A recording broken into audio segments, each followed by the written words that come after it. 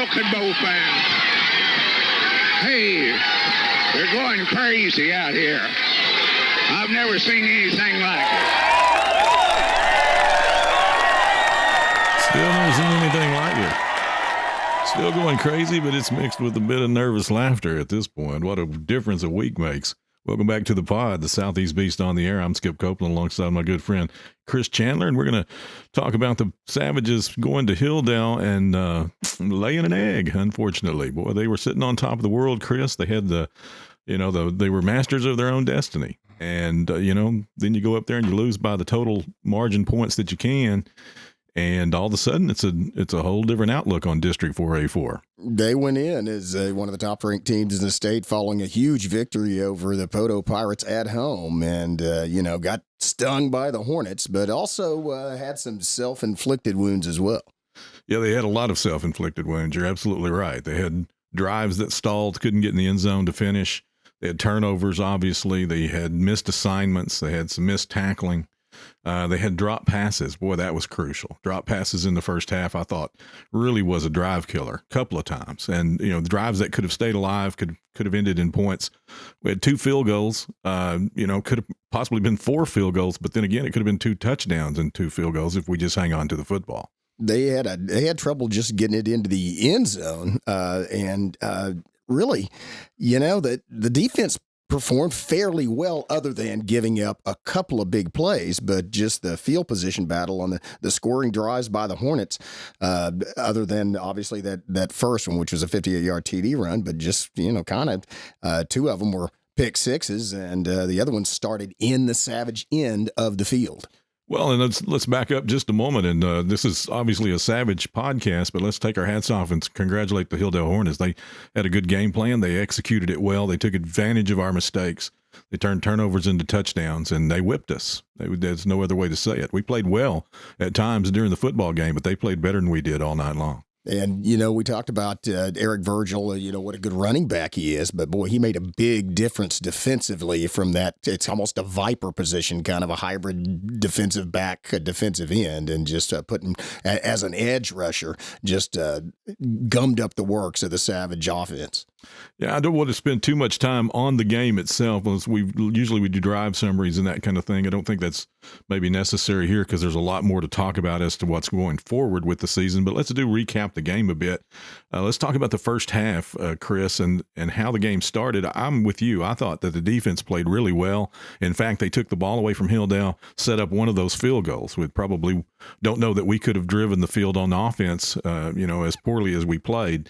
But they put us in a position to get more points, the defense did. But unfortunately, the offense put the defense in a position to have to try to do some things that were somewhat impossible against a good line and a great running back. Well, we did. We started off their first two possessions ended in interceptions. First one by Camden Rogers put us at our own 43, but we went 3 and out and punted. And then a big interception, just a huge play by Leland Billy, gave us the ball at the Hilldale 12-yard line. And then with a penalty and a couple of losses, we wind up going backwards and get a 25-yard field goal out of it. But, the defense, you look at it, there's nothing other than a pick six. The defense could not have played better on those first 2 possessions. They intercepted the ball twice. Yeah, if I would have seen the score and nothing else at halftime, I would have said, boy, they whipped us at the line of scrimmage on both sides of the ball. If I hadn't seen the game, that's what I would have thought. But that was not the case. That's not the story of the game. They didn't whip us at the line of scrimmage. They did outplay us, our O-line against their D-line. I thought they did some things to us that we weren't prepared for, particularly on the inside, on that inside blocking. They trapped our guys inside. They kept our linebackers off their running backs, and that's the key to success against Broken Bow, and they found it. Yeah, and that's, something. And now let me say this. Broken Bow did have multiple players. And when I say multiple, I don't mean 3 or 4. I mean like about 20 of them that had a stomach virus during the week, some during the game. Coach Davis was sick during the game. But, that's one of the things that happen. You still have to go out and execute. We talk about playing through pain, playing through illness. And so I'm certain that was a factor. But even given that, the Savages still, we're out of position sometimes. And as you said, we're just outplayed by the Hilldale Hornets. Yeah, I mean, certainly an illness that sweeps through your team will devastate you. I don't know, the news of that, just how severe it is or anything, but that certainly can devastate a team. I'm going to tell you something else. Traveling in District 4A4 has never been a cakewalk. And it's go back as long as I can remember, and as bad as I hate to admit it, that's a long time. And we've never had a short road trip ever. And so when you get on a bus and you travel 3 or 4 hours, you don't feel well to begin with. You maybe don't have as much nourishment as you need, particularly if you're sick. That makes for a long day. And so, it's unfortunate that we had to play such a critical football game on a night when we were devastated by an illness in that way. Yeah, and you talk about it was a critical football game. I mean, we were sitting alone, undefeated in district play, top of District 4A4, and then the Hornets, of course, with the loss to Poto and a max point loss, 30-7. So they're minus 15, and then they get it all back against Broken Bow. Yeah, they get all 15 of it. Hilldale gets all 15 of it back against us and puts themselves really in a great position. I would say the team that has the best advantage right now is Ada, simply based on the fact that they haven't played Broken Bow and Poto yet. And if they can win both of those 2 games, they'll win the district. I mean, it's that easy for them. They just went out and they win. But they still have to play the Pirates this week and the Savages next week. And that Savage game is in Memorial Stadium. And that's, again, there's no place like home. And the Savages, quickly looking at that game against Hilldale, we had opportunities, especially early on, to win it. But, man, the Hornets took advantage of every one of their opportunities. I mean, when was the last time you saw 2, not 1, but 2 pick sixes against Broken Bow? I can't remember.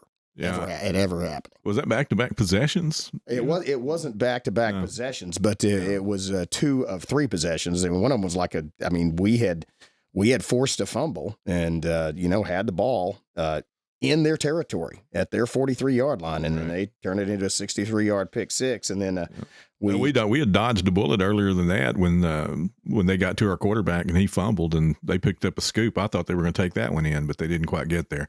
And then we wound up stopping that one, I think. But they had a lot of other things that they did really well. I thought they ran that inside trap really well. Like I said before, kept our linebackers who are normally very active in those gaps. They kept them pinned out of them, and we were out of position a couple of times. Admittedly, didn't have a safety where we needed them a couple of times, but they did really well. Hilldale executed really well. So, you got to be prepared to play against a team like that, especially on the road. It's not lost on me that all these key games are all home victories. Hilldale beat Ada and Broken Bow, both in Hilldale and Muskogee, and Poto beats Hilldale at home, and Broken Bow beats Poto at home. Now Ada has to, they host Poto, and now they travel to Broken Bow. So if that home field advantage holds, then, Broken Bow's in a decent position. But they've still got a lot of work to do. And that work's going to start tonight because they've got to go, and it's a must win. They've got to beat the Stilwell Indians at Stilwell. Yeah. Just let's wrap up the recap on the Hilldale loss. So really, the key to it, as you mentioned, were those turnovers in the first half, especially the ones that turned into pick sixes, put them in a position where, we had 5 turnovers, isn't that right, in the first half? In the first half, 5 turnovers, 2 of which ended in touchdowns. And how many total? 8 altogether? I believe 8 altogether. 3 in the second half. Yeah, and the thing about those first half turnovers, and I shouldn't say 2 ended in touchdowns. 2 led directly to touchdowns. There were 2 pick sixes, as we mentioned earlier, and then one ended one of our drives. We threw an interception in the end zone, which you got to think that we probably would have got a field goal out of that because it would have been, even if it had been incomplete, it would have resulted in about a 36, 37-yard field goal. And Zaragoza had already kicked a 40-yarder. I mean, great field goal kicker, AZ Zaragoza. He's the one that kept us in the game early. Yeah, he sure is. But you know what? The Savages, when you start giving up points that quickly and you find yourself down 35-6 at halftime, then all bets are off. I made the statement earlier in the week that desperation is never a good game plan. And so when you're in at halftime and you're down 35-6, primarily because you've given them the football in excellent field position, not because your defense is not playing well, it's a tough situation on coaches to be in that situation because what are you going to do with your defense? You're down that many points, but your defense is playing really well, and you're just telling them, hey, get in position. Don't be out of position and work on those couple of plays that they had a lot of success with. The offense, on the other hand, I was like, I don't know, scratching your head as to what you're going to try to do here, because you can't throw the ball every down, but you really haven't been able to establish the run game yet either. Yeah, we did down 35-6 at half. We came out and did what we needed to do to start off the second half. We take the ball at the after a penalty in the kickoff. We get it at the Hilldale 36, and then we, move the chains, and then we throw it. Brumley throws a 22-yard touchdown pass to Martin, and okay, this is what we need to do. And then, so that got us to 12. So we missed the extra point on that one, right? Yeah, we went for 2. We went for 2 and did not convert. But then we kick off to them, and we force a 3 and out. Great. We get the ball to on 30, and then we throw another interception just so they get the ball to our 46, and then Virgil takes it 39 yards in for a TD, and then all of a sudden it's 42-12, and that's it's just at the 5:45 mark of the third quarter. And so it's, kind of, for one thing, we had thrown another interception and kind of, killed our own momentum, give them good field position, they convert, turn it into a touchdown. And then even though we get a great kickoff return by Camden Rogers, following that, and do drive down, and, on a drive capped by I think about a 9-yard TD run by Brumley, and then we do get the 2-point conversion. But, we are fighting against kind of the clock at this point, because we're, it was 42-12, and we make it 42-20 with the 2-point conversion. But, we reeled off 16 straight. We made it 42-28. And so that possession that you're talking about where Virgil went in for the score to make them 42. If we could have held that possession, then they're 35. We're at 1 score after we run our 16 off. So that would have been a 35-28 ball game with, I don't know how much, 4 minutes left in the third quarter, still a lot of football game left. Then it's competitive again. But unfortunately, we didn't get it to that point. But that's how close we were in the second half to really turning that football game around. Now, plus the momentum shift with that, and you look at it, and again, this is a much better team, but Broken Bow had just given up 24 points straight in the first half against Fort Gibson, so the Savages are convinced, we can come back. We can do this, and, we can't. They're a good football team, but that interception and then having Virgil just go straight up the middle and, break a couple of tackles and get into the end zone kind of killed the momentum a little, and certainly raised their level. And so even though we did continue to score, we were just, we were too far behind at that point to catch them. Yeah, we were, that we were making that chase, to my point a moment ago, of trying to get back to that one possession game. That's always where you in the second half, if you're making a comeback, that's where you're trying to get within one possession of them. And we had, we lost that opportunity with that possession in the first part of the second half, and then we get to 42-28, and we have a couple of chances with them again. But unfortunately, we get them where they back in a position to kick a field goal to add what would have been essentially another needed possession to our end game. And then ultimately they tagged another touchdown on top of that at the end of the game as well. So, in the paper and around the state, it looks like they really did dominate us, but it was closer in the second half than that. Yeah, and if you read the box scores, you look at those, I believe it were 12 possessions in the first half. And for Hilldale, for us as well, either 12 or 13, I can't remember. One of them was ended as time expired. Got the ball with 42 seconds or something left in the half. But the defense played relatively well. Bromo defense forced, I think, 5 3-and-outs on that Hilldale offense in the first half. Yeah. It's just and again, defense. It looks like, wow, they must have racked, like you said, they must have really piled up the points. But 2 of those were pick sixes, defense not involved at all. And the other 2 times that they, stuck it in the end zone, or 2 of the other times, it was a short field. Yeah. They started their possessions in our end of the field on turnovers. Well, a turnover and a bad punt. Yeah, that's right. Yeah, we just couldn't take advantage of it. Sometimes, you don't handle success well. We were top of the district, the only unbeaten team remaining in the district, the only one that controlled our own destiny at that point. And now all bets are off. Everything is different this Friday as opposed to where we thought it would be or where we hoped it would be is maybe a better way of saying that. And the Savages have some business to take care of, Chris. And if there was ever a trap game, I would say this is the one, the Stilwell Indians, who beat Medill last week in overtime to go to 3-2 in the district, only one game behind the Savages, and they have a chance with an upset at home this week against the Savages to pull even with them and have the head-to-head tiebreaker against Broken Bow if it should come to them and Broken Bow being tied for the last playoff position. This is a critical game, and the Savages are on the road once again, making a long bus ride. And Stilwell has a history of pulling off upsets against Broken Bow. Of course, the most memorable one that comes to mind for me is that 1990 team. Following that 89 state championship, they have I think a 36 game winning streak. 23. That's right. That's right. They were one away from the record. And so that they're going to Stilwell, who is this is going to be the last game for the Indians. They are eliminated mathematically from the playoffs. Go up there, and they pull off the upset on that Savage team again. At Stilwell, and it was another trap game, but it wasn't like this one. This time the Indians are playing. I mean, they're still in the playoff hunt, and they are good. They are a team with some good players. A lot of these guys that are seniors this year, several of them started as freshmen. They didn't have the numbers out for football, but these guys have a lot of experience. And really, you look at them, they're 5-3 overall, 3-2 in district, and their losses are to Hilldale, and they did lead Hilldale at one point, and to Stigler. And Stigler, I know they're a 3A team, but they're a big 3A team. They're a good football team, and they're likely to go deep into the playoffs in 3A. Well, we talked about being within one possession, as you get into the final part of the football game, and that's the case with Hilldale and Stilwell. Stilwell was one possession. They needed one possession to tie the football game with Hilldale, and Hilldale pulled away from them late in the game because they were trying to they became a little desperate themselves, and Stilwell did. Never a good game plan, as I said before.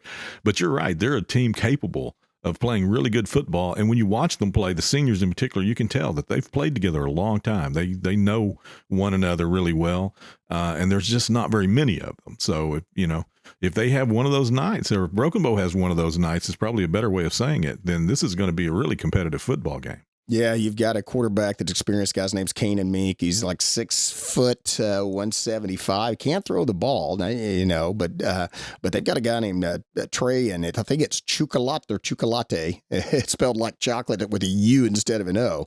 But this kid caught an 85-yard touchdown pass versus Hilldale in the first quarter. So it wasn't like he was, cleaning up at the end of the game.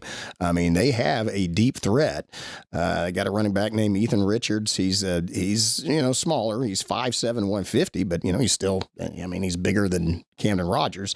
And then they've got a tight end linebacker named Kobe Philpott. And I know you mentioned this to me before the broadcast. Philpott's kind of a familiar name, in that part of the world. Up around Sequoia County, yeah. Several of them. I think Salisaw might have had a couple of them. Yeah, Salisaw had Bubba Philpott, which we all remember. He was a monster. Yeah, and this guy's in that same league. I mean, he's just a junior, but he's 5'10", 200, solid muscle. And then they got a guy named Dustin Noisewater, who's a defensive player, along with a couple other guys, and so they'll come and hit you. And they do have just that core of very experienced players that have maybe been 4-year starters, and so they're playing at home. And as you said, that is a trap game. Bromo's going to have to go up there and play very well. And one of the crucial things against a team like this is to go and get them down early. Get up on them early and don't let up, but try to get them while they're, force them into a situation where they think, well, that was, we can't come back against this team. And it's going to have to start. I mean, the defense played fairly well at Hilldale. They gave up a few runs, but the offense is going to have to come out and not turn the ball over and drive down and get the ball in the end zone. Yeah, I think executing offense is something that we want to see anyway as we head into the playoffs. I mean, we remember, all of us remember how last season ended, and it was not fun, especially when we were not executing our offense at all in the final 2 games of the season last year. This is a trap game. Stilwell, unfortunately for them, they have to travel to Poto in week 10, so they've got their hands full, just like we do with the Ada Cougars coming to Broken Bow. But it's a critical football game. We need to play well. We need to execute our offense. We need to play solid defense, win the line of scrimmage, do the things fundamentally and prove to ourselves once again that we're the football team we thought we were before last week happened to us. Yeah, and some of the good news for Broken Bow is you keep having players step up, new faces. I again, apologies to people that watch the broadcast, but Cupid, number 63, was in at the defensive tackle position, and for the first game as a starter, had a tremendous game against Hilldale. I thought he played really well. Yeah, I did. I thought he did things up front that we kind of hadn't seen over there this year. Not to take anything away from the starter there, but he played really well. He's tough to push around. Yeah, and so you've got you continually have, and that's also a good sign. That's just something that I personally like to see when you see a new kid come in and start later in the season, and it just shows that you develop in practice, you do well in game, you show potential, and then get out there and execute. You can be a starter for the Broken Bow Savage football teams. Nothing's set in stone. So it's, you're always competing for starting positions. And, I got to hand it to the coaching staff. Stuck a different kid in there, and he just had a tremendous game. You see why they made that change. And so, hats off to the staff, and also hats off to some of these younger players that are starting to have a huge impact for Broken Bow. Well, it's a big, big football game. The Savages lose at Hilldale 52-28. They drop to 4-1 in district play, tied at the top of the district with three other football teams, Poto, Hilldale, Ada, all tied at that same identical record, but still some very critical contests to come. Ada still has to play both Poto and Broken Bow. Broken Bow still has to play Ada, obviously, and Stilwell this week, so we've got some work to do to keep ourselves in a position to potentially win the district. It is still possible for the Savages to win District 4A4, but we're going to have to play really well, and it all starts this week at Stilwell. We'll have a recap of that on our next podcast. That's coming up next week as we recap the Stilwell Indians, and we will look at our final contest in the regular season, that home game against the Ada Cougars. I'm really looking forward to that one. Until then, I'm Skip Copeland. And I'm Chris Chandler, and always remember, once a Savage, always a Savage.